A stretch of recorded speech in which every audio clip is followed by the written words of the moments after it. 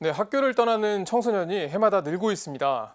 하지만 학교 밖 청소년을 돌보는 사회 시스템은 부족해 보입니다. 그래서 가톨릭 교회가 팔을 걷어붙였습니다. 다음 달부터 청소년들의 고민을 들어주는 버스 서울 아지트가 운행되는데요. 버스 운행을 위해 대형 면허를 딴 사제가 있습니다. 가톨릭 청소년 이동 쉼터 서울 아지트 소장 은성재 신부님 모셨습니다. 신부님 안녕하세요. 안녕하세요. 네. 제가 이거를 서울 아지트라고 읽었는데 제대로 읽은 건가요? 예, 맞습니다. 예, 잘 네. 읽으셨어요.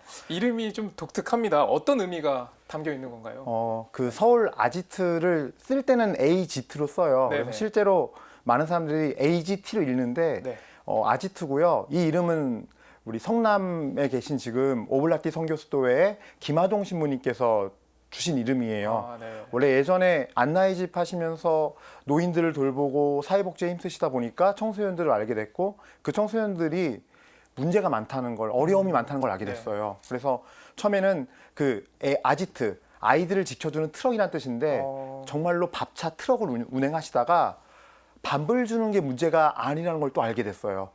훨씬 더 근본적인 어떤 위기에 처한 상황들, 고민들 이런 것들을 이제 도와주기 위해서 버스를 운행하게 되었습니다. 그리고 나서 저희가 이 서울교구에서 이걸 한다고 했을 때 네. 기꺼이 가톨릭 하나인데 이 이름을 같이 쓰자고 해서 저희가 이제 아지트라는 이름을 쓸 수 있게 된 거고요. 아, 예. 그렇군요. 자, 이 서울 아지트 찾아가는 사목의 일환으로 보입니다. 네. 좀 구체적으로 어떤 활동을 하실 계획이세요? 네, 저희는 찾아가는 방식으로 버스를 타고 찾아가는 방식으로 갈 거고요. 이제 지금 뭐 시범적으로 벌써 시작은 했는데 네.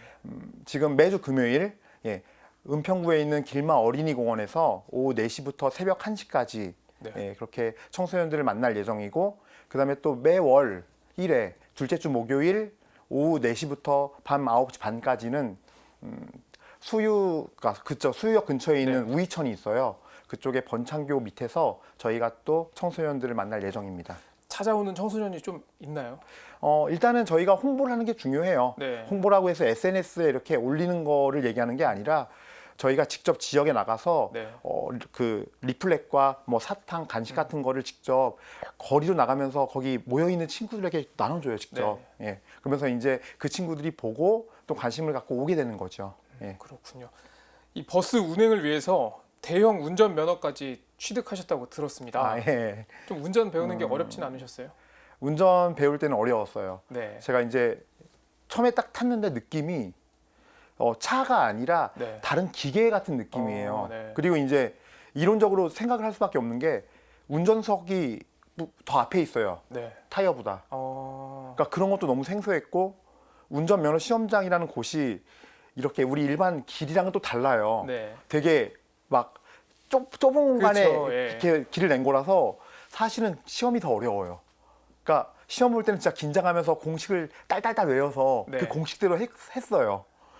근데 이제 나와서 실제 주행을 해보니까 훨씬 편하더라고요. 예, 그래서 이제 운전하면서 진짜 이제 우리 버스로 네. 하는 거니까 이것도 이제 기아가 손에 익기 시작하니까 수동도 뭐 그렇게 어렵지 않고 재수를 더 하거나 재밌습니다. 하시진 않으셨죠? 한 번에 저는 한 번에 붙었어요. 아, 예. 대단하십니다.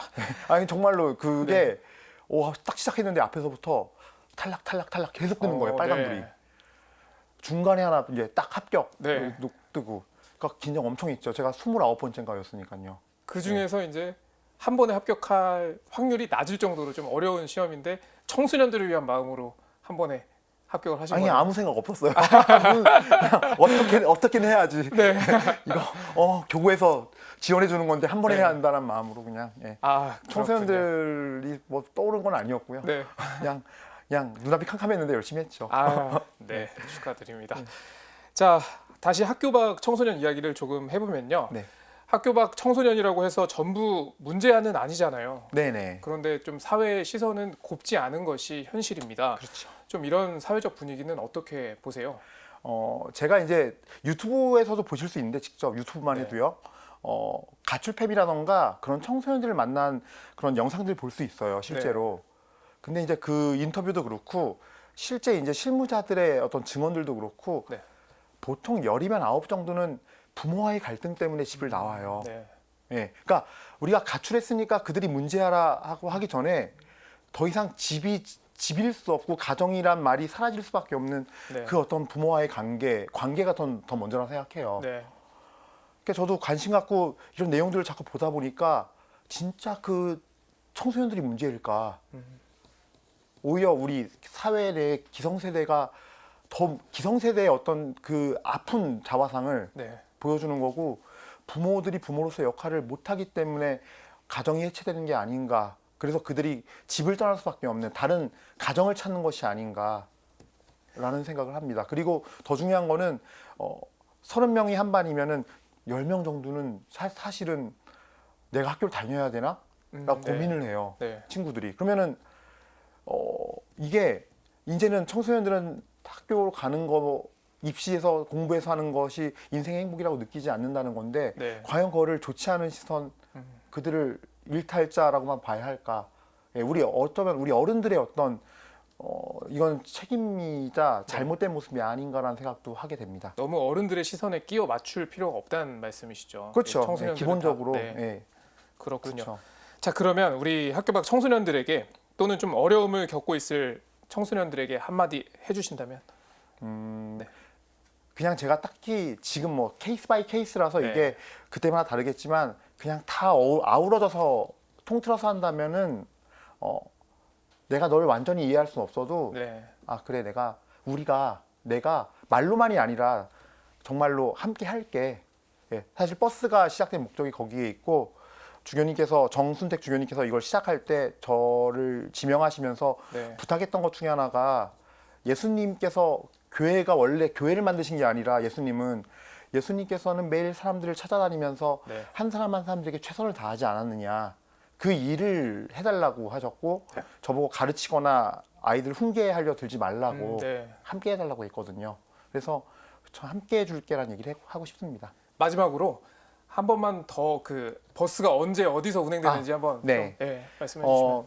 매월 두 번째 목요일 한 번입니다. 예, 수유역 쪽에 있는 번창교에서 저희가 하게 되겠고요. 우이천 번창교 매주 금요일 오후 4시부터 새벽 1시까지 은평구에 있는 길마 어린이 공원에서 저희가 청소년들을 만납니다. 네, 그렇군요. 자, 지금까지 가톨릭 청소년 이동 쉼터 서울 아지트 소장 은성재 신부님 만나봤습니다. 신부님 오늘 말씀 고맙습니다. 감사합니다. 네.